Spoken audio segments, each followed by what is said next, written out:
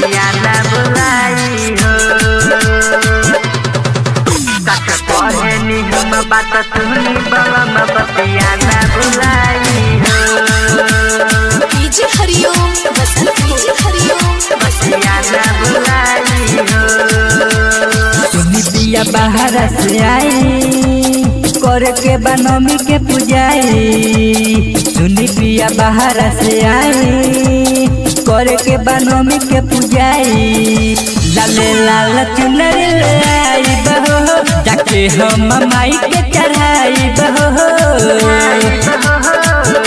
लाले लाल चुनरी ले आई बहो जाके हम माई के चढ़ाई बहो।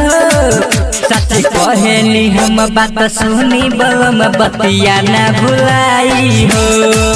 सच कहनी हम बात सुनी बलम बतिया ना भुलाई हो। सच कहनी हम बात सुनी बलम बतिया ना भुलाई हो। बतिया ना बुलाई हो। बात डीजे सुनी हरिओम बलम बसंत डीजे हरिओम बात सुनी बलम बतिया ना बुलाई हो।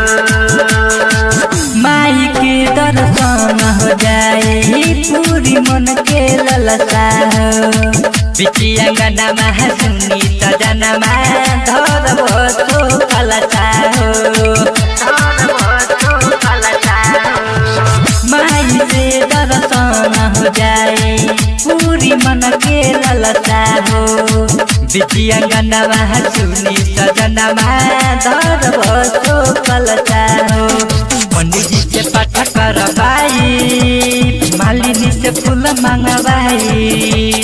पंडित जी से पाठ करवाई मालिनी से फूल मंगवाई। सच कहिले हम बात सुनी बलम बतिया ना भुलाई बहो।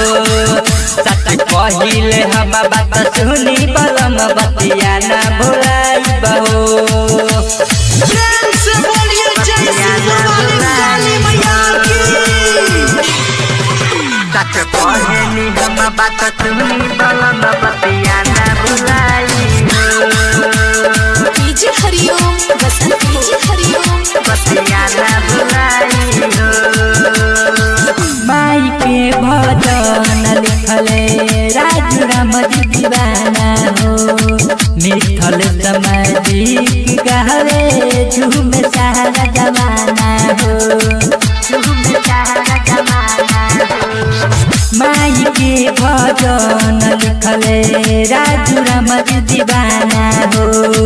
मिथल समाजिक गावे हिल सारा जमाना हो। लाल प्यार के बोलाबो माई से और दिला कहबो। अच्छे लाल प्यार के बोलाबो माई से और दिला कहबो।